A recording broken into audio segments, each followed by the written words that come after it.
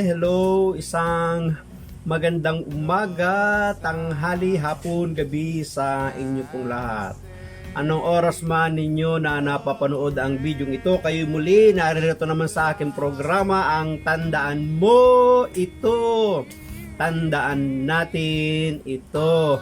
Brad, ano na naman ba ang aming tatandaan sa programa mo na hindi namin programa? Ito ang ating tatandaan ngayon. Ang handaan sa kasalan. Ano ang ating tatandaan ngayon? Ang handaan sa kasalan. Bakit naman yan ang ating pag-uusapan, Brad? Sapagkat ito ay may malaking kaugnayan ngayon sa atin pong pag-uusapan. Pero bago natin bigyan ng daan ang atin pong gospel reflection sa oras na ito, bibigyan po muna natin ng daan at pagkakataon ang atin pong mga kapatid na walang sawang sumusuporta sa atin pong programa. Kung wala po ang kanilang suporta, ang kanilang comments, ang kanilang pagla-like at pag-share, hindi tayo dadami. Ayan. Shout out po sa ating mga kapatid kay Doc Bac. Ayan. Sa aking son-in-law na nandyan sa bansang Amerika. Ayan. At kay Sis Julie Taylor, maraming salamat po sa iyo. Kay Sister Jing Ramos, maraming salamat. Kay Sister Marina Ragasa, marami pong salamat sa iyo. Taga-Ordaneta pala siya. Regards po dyan sa mga kapatid natin. Kay Jennifer Generoso, maraming salamat sa iyo kapatid. Kay Brother Ronald Pagalyaman, maraming salamat din. Kay Syra, ayan, wala pong pangalan, apelyido lang. Walang apelyido, pangalan lang. Kay Brother Roger Magbanwa, maraming salamat sa iyo kapatid. Kay Brother Dante Ferion, maraming salamat sa iyo. Kay Brother Reynaldo Paharda, maraming salamat din sa iyo kapatid. Kay Marchita Lastra, maraming salamat din. Kay Telia Cabello, maraming salamat sa iyo. Kay Sis Daisy Villanueva, maraming salamat din sa iyo. Kay Father Honey Kilapio, maraming salamat po sa iyo sa iyong pagsuporta at palaging pagdalaw sa akin pong reflection. Kay Sister Grace Gonzales, maraming salamat po Sister Grace, pagpalain ka ni Lord. Kay Raquel Di Guzman, marami pong salamat. Kay Eli Bernardino, maraming salamat din po. At kay Senspat Jude ng Japan, maraming salamat sa iyo. Kay Kobikasi Amigo, maraming pong salamat sa iyo. Kay Sis Minda Aguilar, salamat po sa iyo. Sister Teresita Santa Teresa, maraming salamat. Kay Artemio Aquino Antonio, maraming salamat po sa iyong balik sa akin pong channel. Ayan. Kay Brother Nelson Domingo, maraming salamat po. Kay Ricardo Bernardo Duson, maraming pong salamat kapatid. Kay Jose Bacani, salamat po sa iyong pagbalik. Kay Ronald Bagcal, maraming salamat po sa iyo. Kay Jomar Celestian, maraming salamat po sa iyo. Kay Brother Jas Jacinto Pahardo dyan sa Naga, Camarines Sur, maraming salamat sa iyo kapatid. Regards yan sa ating mga kapatid, no? Kung ibig din po ninyo na kayo po ay mapasama sa mga reflection sa shoutout, wag lang po kayo mag-aatubiling mag-comment. Wag lang like, kasi pag like hindi ko po kayo na monitor, hindi ko kayo na identify. Pero pag comment, automatic lumalabas pa ang inyong mga pangalan. At wag na rin po ninyong kaligtaang i-share ang gospel na ito. Malay po ninyo makatulong sa kanila ang ating pong reflection insight. Yan sa ating pong gospel, Sunday gospel. So maraming salamat sa mga kapatid nating walang sawang sumusuporta. Magpatuloy na nga po tayo. Ang atin pong pinag-uusapan ay ang handaan sa kasalan. Bakit? Kasi may kaugnayan po ito sa gospel natin na babasahin sa susunod pong linggo. Simulan na nga po natin ang atin pong pagbasa sa Ebanghelyo ni San Mateo, kabanatang 22, mga talatang 1 hanggang 14. Ganito po ang pagkakasaad. Muling nagsalita sa kanila si Jesus sa pamamagitan ng talinghaga. Sinabi niya, ang kaharian ng langit ay katulad ng isang haring nagdaos ng isang handaan para sa kasal ng kanyang anak na lalaki. Isinugo niya ang kanyang mga lingkod upang tawagin ang mga inanyayahan, ngunit ayaw nilang dumalo. Muli siyang nagsugo ng ibang mga lingkod at kanyang pinagbilinan ng ganito, sabihin ninyo sa mga inanyayahan na nakahanda na ang mga pagkain, kinatay na ang aking mga baka at mga pinatabang guya, at handa na ang lahat, halina kayo. Ngunit hindi ito pinansin ng mga inanyayahan, sa halip pumunta sila sa kanilang lakad. May nagpunta sa kanyang bukid at mayroon namang nag-asikaso ng kanyang negosyo. Sinunggaba naman ng iba ang mga lingkod, hinamak at pinatay.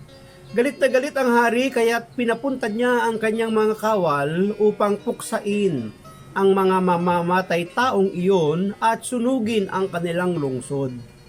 Pagkatapos sinabi niya sa kanyang mga lingkod, nakahanda na ang mga pagkain, ngunit hindi karapat-dapat ang mga inanyayahan. Pumunta kayo sa mga pangunahing langsangan at inyong anyayahan, sa kasalan ang lahat ng makita ninyo. Pumunta nga sa mga lansangan ang mga lingkod at isinama nila ang lahat ng kanilang natagpuan. Masasama't mabubuti at napuno ng mga panauhin ang bulwagang pangkasalan. Pumasok ang hari upang tingnan ang mga panauhin. Nakita niya ang isang taong hindi nakadamit pangkasalan. Tinanong niya ito, kaibigan, bakit ka pumasok dito nang hindi nakasuot ng damit pangkasalan?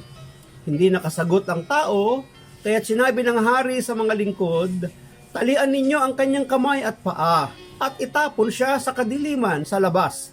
Dooy mananangis siya at magngangalit ang kanyang mga ngipin.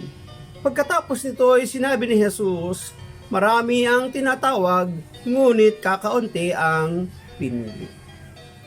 Pagpalain po ng Diyos ang pagkabasa ng kanya pong mabuting balita. Pinupuri ka namin, Panginoong Hesu Kristo. Ano po ang ating pag-uusapan? Ang handaan sa kasalan. No? Simulan na po natin ang unang puntos na gusto nating puntusan.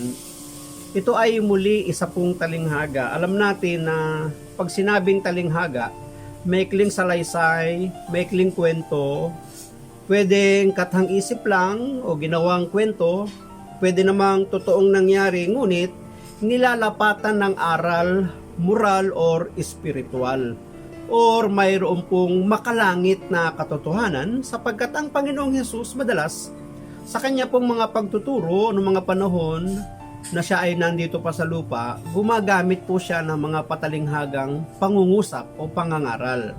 Una ay upang itago sa mga taong critics niya, sa mga taong walang ginawa kundi maghanap ng kanyang kamalian na nag-aabang ng mali niyang sasabihin. Ngunit lantad at hayag naman sa mga mananampalataya ang kahulugan at mensahe ng kanyang talinghaga. Pangalawa ay minsan may mga malalalim na aral o masasakit na aral na hindi pwedeng agad na idirekta mong ituro, sabihin sa kanila. Kaya ginagamitan niya ng mga patalinghaga upang magaang matanggap nung taong makikinig yung mensaheng gustong iparating ng ating Panginoon.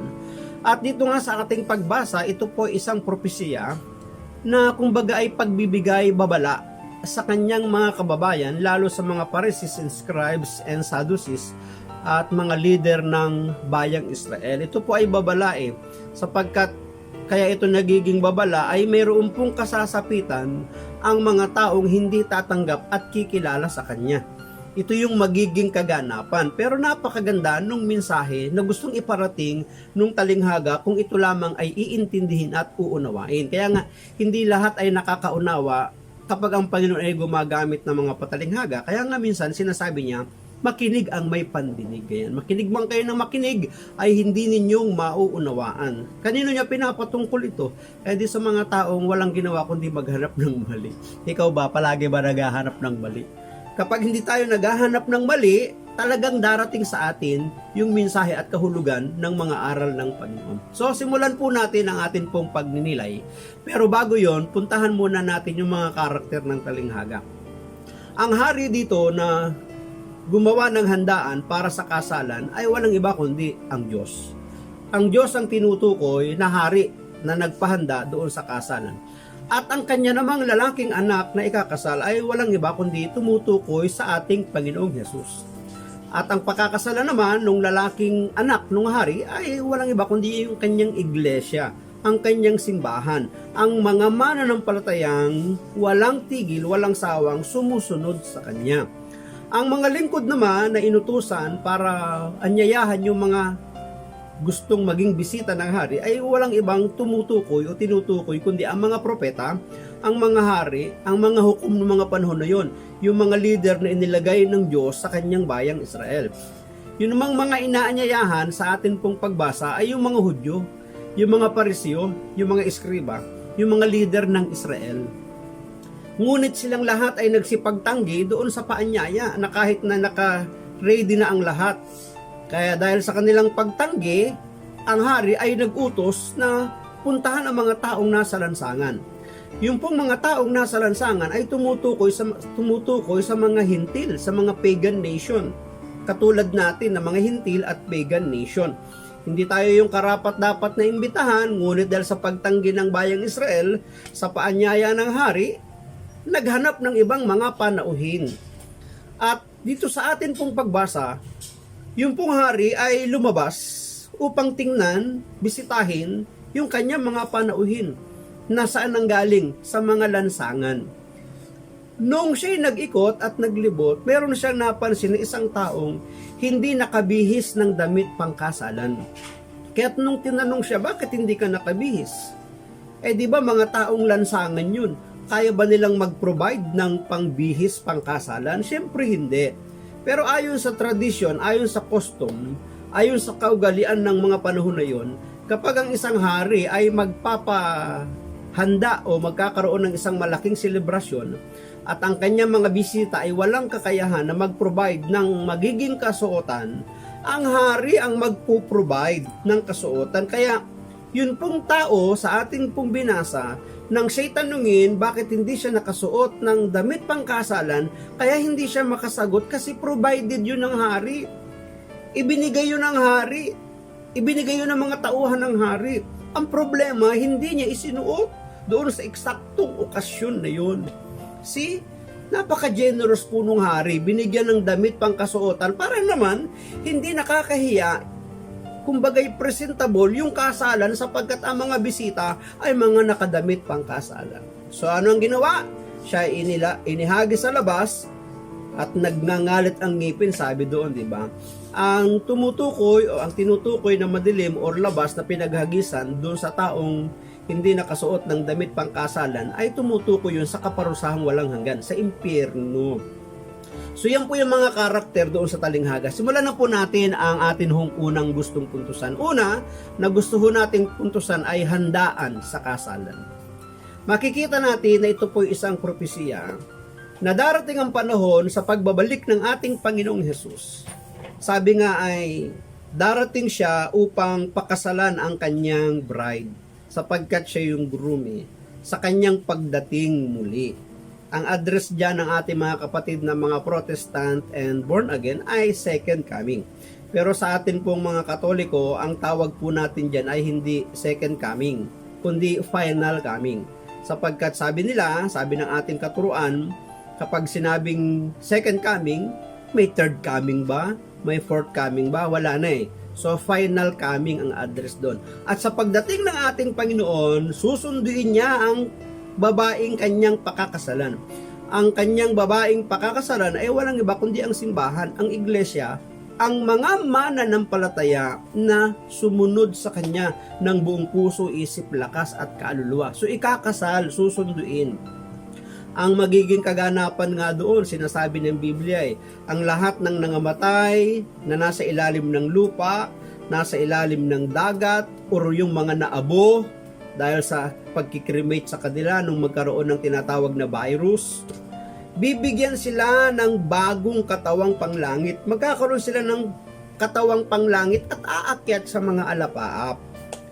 Yun namang mga buhay na aabutang kagaya natin sa isang kisap mata, sa isang iglap, itong ating katawang panglupa ay papalitan ng katawang panglangit at aakyat at sasalubong sa mga alapaap. Para magkaroon ng pagdiriwang ng isang malaking kasalan. So ganun yung pong sinasabi ng Biblia, ganun yung sabi at pagkakasaad po ng banal na kasulatan. So, ang pagdating ng lalaking ikakasal ay pagsalubong naman sa pakakasalan. Ito po ay propesiya na magaganap sapagkat si Jesus ay susunduin niya ang kanyang pakakasalan. So ito yung pagkikita, yung tinatawag na final coming. Ano ang sabi ng verse 1? Muling nagsalita sa kanila si Jesus sa pamamagitan ng talinghaga. Sinabi niya, ang kaharian ng langit ay katulad ng isang haring nagdaos ng isang handaan para sa kasal ng kanyang anak na lalaki. So, ipinapakita na ni Jesus sa kanyang mga kababayan, sa mga temple servant, sa mga leader ng Israel, na ito yung magiging kaganapan pagdating ng mga panahon. Na nung panahon nga ng Panginoong Jesus, hindi nila naiintindihan yun eh. Hindi nila ma-interpret kung ano bang ibig ipakahulugan ng ating Panginoong Hesus, sapagkat minsan ang Panginoong Hesus ay may mga talinghagang hindi talaga naiintindihan ng kanyang mga nakakapakinig. Kaya nga minsan ang mga alagad, kapag sila na lang at kasama ang Panginoon, sinusulo nila at tinatanong ng lihim, Panginoon, ano ba ang ibig sabihin ng talinghaga? Paliwanag nga ninyo sa amin. Diba? Minsan ganun eh, inihingian nila na eksplanasyon. Mas malawak na pagpapaliwanag doon sa ipinahayag ni Jesus sa crowd na talinghaga, sapagkat sila man din nila maintindihan. So, sinasabi ng Panginoong Jesus sa kanila na ang kaharian ng langit ay katulad ng isang haring nagdaos ng isang handaan para sa kasal ng kanyang anak na lalaki. So, mayroon pong handaan at ina-assure, sinisigurado yan ng ating Panginoong Jesus. Kaya nga mayroon siyang bilin, di ba? Sabi sa John chapter 14, ako ay aakyat na sa Ama, di ba? Ako ay pupunta na sa Ama. At sa pagpunta ko doon sa aking Ama, ipaghahanda ko kayo ng matitirhan. At kapag kayo na ipaghanda ko na, ako ay babalik upang kayo ay sunduin. Di ba? Matagal niya na sinabi yun eh. Ba't hindi pa bumabalik si Lord? Ba't hindi pa bumabalik ang Panginoong Hesus para sunduin ang kanyang simbahan, ang kanyang iglesia, ang mga mananampalataya? Siguro pinapaganda pa yung mga dekorasyon doon sa silid na iyong pupuntahan. Siguro pinapaganda pa ni Lord yung mga silid natin, nilalagyan ng mga dekorasyon para pagdating natin doon, enjoy natin ang ating buhay. So yan ang una, handaan sa kasalan. Pangalawa, yung tinatawag na imbitasyon. Sabi ng verse 3, isinugo niya ang kanyang mga lingkod upang tawagin ang mga inanyayahan, ngunit ayaw nilang dumalo. Actually, sa atin pong ebanghelyo na binasa, ang una talagang bisita na gusto ng hari na naruroon sa panahon ng kasalan, panahon ng handaan, ay ang kanyang bayang Israel. Ang mga Pharisees, scribes, Sadducees, ang mga leader ng matatandang bayan ng Israel. Ngunit, si Jesus hindi nga nila kinilala, hindi nga nila tinanggap. Diba yung mga nakaraang gospel, nung humihingi ng kaparte, yung may-ari ng ubasan, ano ang ginawa nung mga magsasaka doon sa mga inutusan ng hari o ng may-ari ng ubasan? Di ba't sinaktan, pinagbabato at pinagpapatay nga nila, di ba? Parang ganito yung talinghaga nung nakaraan. Ngunit magkaiba lang ang kwento, pero ang tema, ang tinutumbok, iisa lang. Sabi sa verse 4, muli siyang nagsugo ng ibang mga lingkod at kanyang pinagbili na ng ganito. Sabihin ninyo sa mga inanyayahan na nakahanda na ang mga pagkain. Kinatay na ang aking mga baka at mga pinatabang guya at handa na ang lahat, halina kayo. Ngunit hindi ito pinansin ng mga inanyayahan. Sa halip, pumunta sila sa kanilang lakad, may nagpunta sa kanyang bukid at mayroon namang nag-asikaso ng kanyang negosyo. Sinunggaba naman ng iba, ang mga lingkod hinamak at pinatay. 2 times. Pangalawang beses, una, na isinugo niya ang kanyang mga tauhan, ang kanyang mga lingkod, para anyayahan yung mga pangunahing bisitang gusto ng hari na maging bisita sa kanyang handaang inihanda para sa kanyang anak na ikakasal. Tumanggi. Pero, papapansin natin na napaka mapagpasensya ng hari sa atin pong gospel. Hindi siya nagsawa nagpadala uli ng mga tauhan. Para ano? Sila'y anyayahan at sabihin na nakahanda na ang mga pagkain. Kinatay na ang aking mga baka at mga pinatabang guya at handa na ang lahat. Halina kayo. O di ba? Wala na silang aalalahanin Wala na silang suliranin. Pati nga sabi natin kanina sa pasimula binabanggit natin, pati nga yung kanilang mga susuotin at mga kasuotan, maaaring nakahanda na din. Sapagkat maaaring hindi naman lahat ng unang inyayahan ay may mga kaya, may kakayanang bumili. Hindi naman nila po problemahin na yung kanilang iririgalo. Hindi nila po problemahin yung kanilang bibit-biting kung ano. Alam nyo ba na ang bibit-bitin na lang nila ay ang kanilang sarili para doon sa piging, para doon sa handaan. Pero kung mapapansin po ninyo sa ating pagbasa, tinanggihan na nga nila, lumakad na sila ng kanilang mga lakad. Ano ang kanilang ginawa doon sa mga lingkod? Ang iba hinamak, ang iba pinatay, ang iba binato, sinunggaban, sinaktan. Pero yun mo, wala na nga silang gagawin, pupunta na lang doon, kakain lang at makikisipag-selebrasyon, mauupo na lang doon, manonood lang na lang ng kaganapan. Tinanggihan pa nila. Hindi lang nila tinanggihan, sinaktan pa yung mga isinugo ng hari para sila'y anyayahan at imbitahan. Alam niyo yung imbitasyon na napakinggan ko rin at nabasa ko din. Yung imbitasyon pong yun na ibinigay sa kanila ay walang tiyak na petsa. Ang kanilang pagsang-ayon lamang ang hinihintay ng hari, at pagkatapos na sila'y sumang-ayon sa kanilang pagpunta sa pag-aanyaya ng hari, susunod na pupunta, pagsunod na pagpunta ng mga tauhan, ito na yung eksaktong petsa ng kumbaga ay handaan or nung kasalan.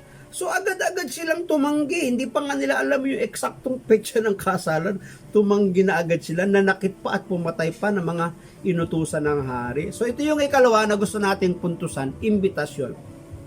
Kitang-kita natin sa ating pagbasa sa talinghaga na ang hari ay napakabuti. Bakit natin masabing siya'y mabuti? Sapagkat unang tinanggihan siya ng kanyang mga gustong anyayahan, nagpangalawang pagsusugo siya. Nagpadala uli siya. At hindi lang siya nagpaanyaya, kundi ipinasabi pa na yung event, yung kaganapan, prepared na.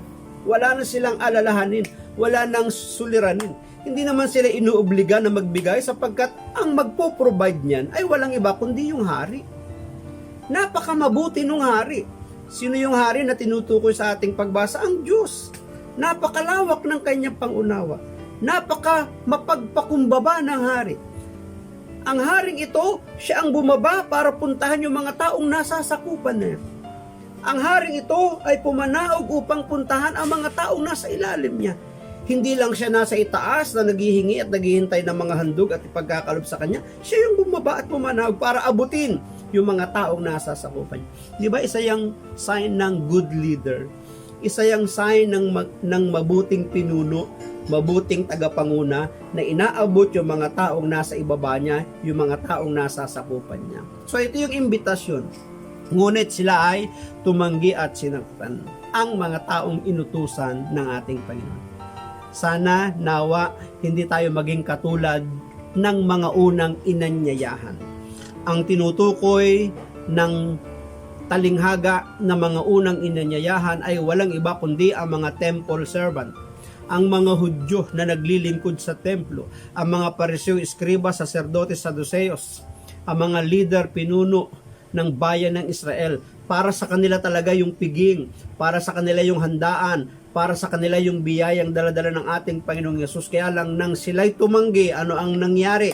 Nang tinanggihan nila yung paanyaya at imbitasyon ng hari, ano ang nangyari? Ang kasunod na po, ito po yung pangatlo.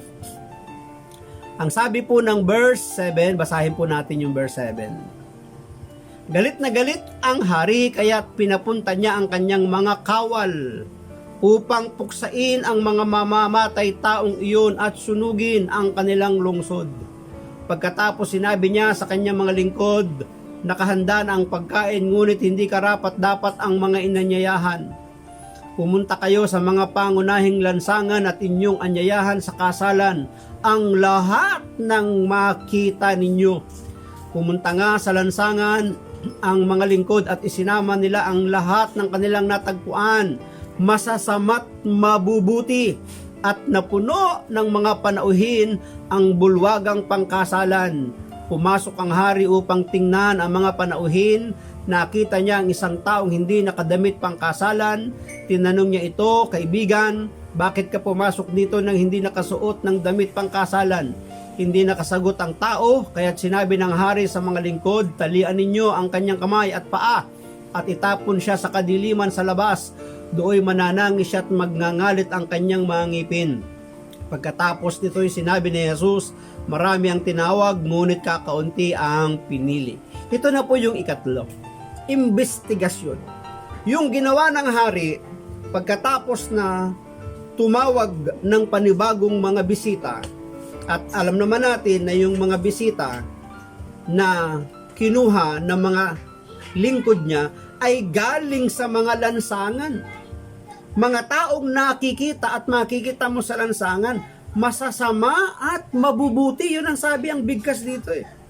Dahil ayaw ng mga inanyayahan, tumanggi yung mga unang inimbitahan, ang tinawag ay yung mga taong nasa lansangan. Pwedeng mga mahihirap, mga nasa low class citizen, diba? Walang kakayahan. Yun ang kinuha. Para ano? Para mapuno yung bulwagan, yung lugar ng pagdadausan ng isang handaan. Para mapuno ng mga bisita yung bulwagan para doon sa isang malaking piging. Mabubuti at masasama. Kita ninyo mga kapatid. Pansinin ninyo sa ating pagbasa, nagutos ang hari, puntahan yung mga paborito at gusto niyang maging bisita, tumanggi. Pangalawa, pinupuntahan ulit, sinabing handa na, tinanggihan, pinatay, sinaktan yung mga lingkod niyang inutusan. Pangatlong kanyang pinapunta, hindi mga lingkod, kundi mga kawal, mga tauhan. At sila'y ipinapuksa at sinunog yung kanilang lungsod.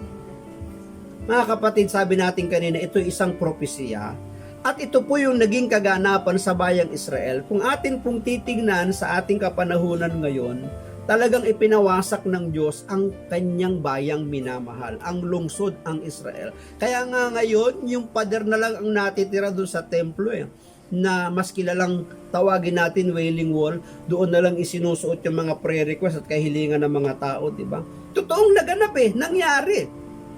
Ano ang sinunod? Ano ang nasunod? O ano ang kasunod na ginawa ng hari? Mga tauhan ang kanyang pinapunta. Ipinapuksa silang lahat. At pagkatapos parusahan, pagkatapos puksain ang lahat ng yon, ang hari bumaling ang kanyang pansin sa mga taong nasa lansangan. Yung mga hindi karapat-dapat, ginawa niyang dapat para sa kanya. Diba? Yun ang kinuha Parang tayo, hindi tayo karapat-dapat, ngunit ang ginawa ng Diyos, maging karapat-dapat sa Kanya doon sa Kanyang bulwagan. Kaya ang kaharian ng Diyos, di ba? Ang paghahari ng Diyos ay katulad nito, mayroong isang piging. So ito yung paghahari ng Diyos. Hindi tayo karapat-dapat sa paghahari ng Diyos, kinuha tayo, ngunit sabi po ng Biblia, sabi po ng kasaysayan, sabi ng tradisyon, bago ka makarating doon sa bulwagan para ikaw ay maging panauhing pangdangal, mayroong nakaprovide na bihisan sa iyo. May damit na dapat mong suotin. Kaya nung magpunta yung hari, sinuri niya, tiningnan niya yung kanyang mga bisita na hindi karapat-dapat na ginawa niyang karapat-dapat. Ngunit doon sa kanyang mga bisita, mayroon pong taong hindi nakasuot ng damit pangkasalan. Kaya nga ang sabi ng verse 12, tinanong niya ito, kaibigan, bakit ka pumasok dito nang hindi nakasuot ng damit pangkasalan? Hindi nakasagot ang tao.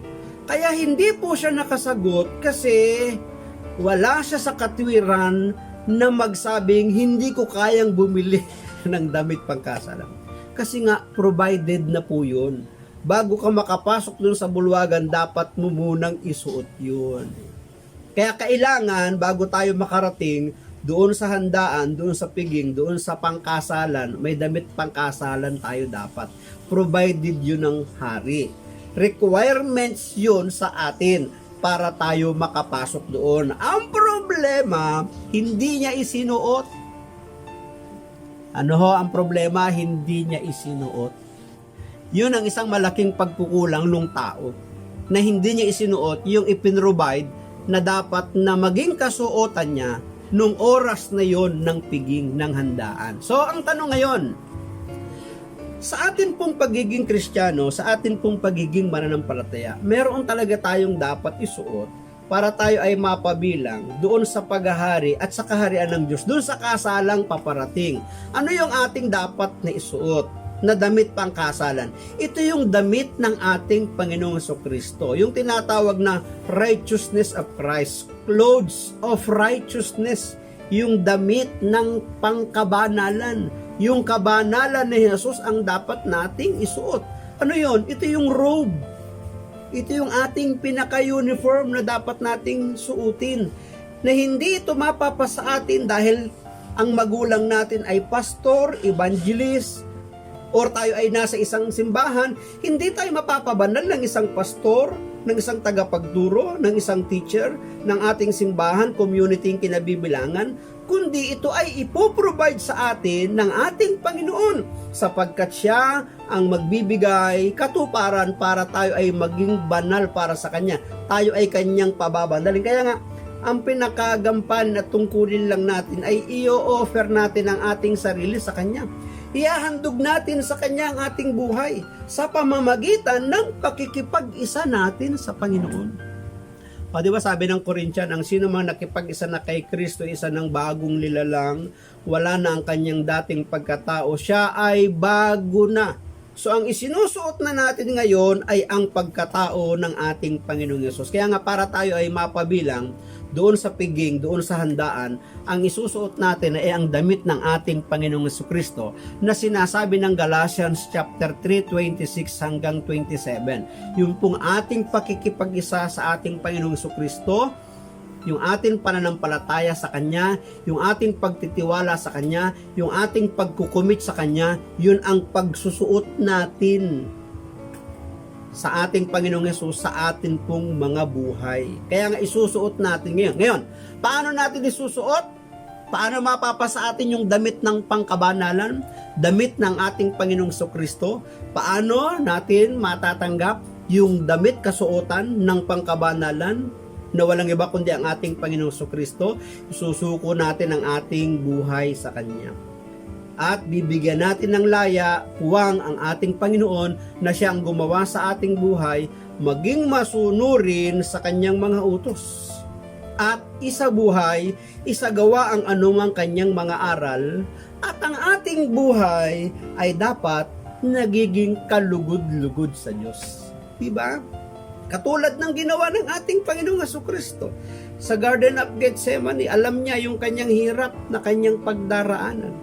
Ngunit ano ang sabi niya? Ama, huwag ang aking sariling kalooban ang masunod, kundi ang iyong kalooban.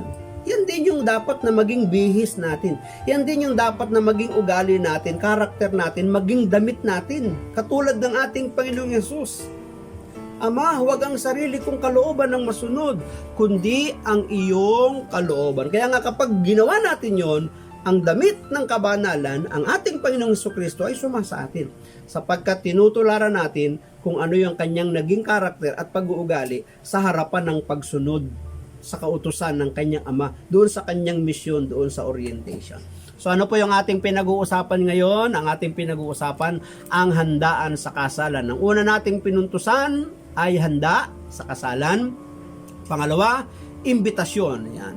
Tayo po ay hindi naging karapat-dapat sapagkat yung mga unang inanyayahan, tinanggihan ang Panginoon, tinanggihan ang hari. Dahil sa kanilang pagtanggi, nabaling ang kanyang mata at paningin sa mga taong nasa lansangan, mabuti at masama, ikaw at ako yun. Tayong lahat yan, mga kapatid. So napakabuti at napaka-generous, napakaganda ng kalooban ng ating Panginoon. At ayaw niya na walang bisita doon sa kasalan, doon sa handaan para sa kanyang anak na lalaking ikakasal.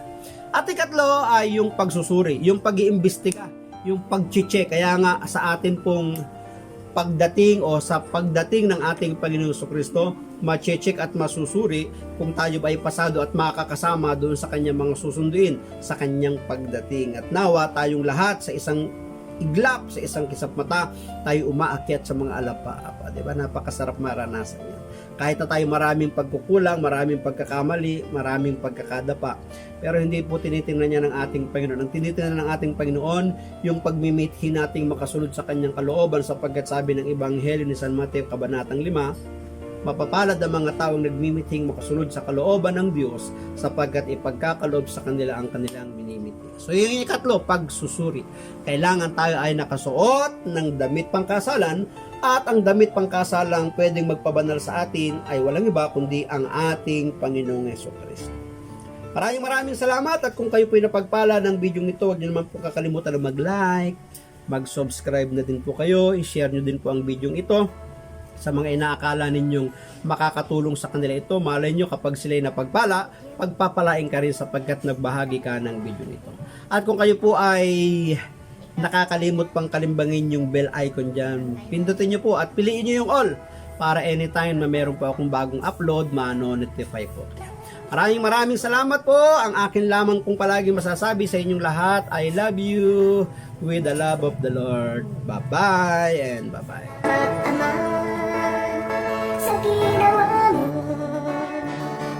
I've got some burst banana. Maraming salamat sa inyong panunood at kung kayo naman ay napagpala, huwag niyong kalimutan na mag-like and share, mag-subscribe na din at kalimbangin ang bell icon na inyong makikita sa ibaba ng video upang kayo palaging updated sa aking mga video kapag ako ay may bagong upload. Maraming salamat, God bless, and I love you with the love of the Lord. Bye-bye. One from Johnny, in case he passes by this way. And can you pass this on to Minnie, so she knows where we're at? And you better send me your address so that I can send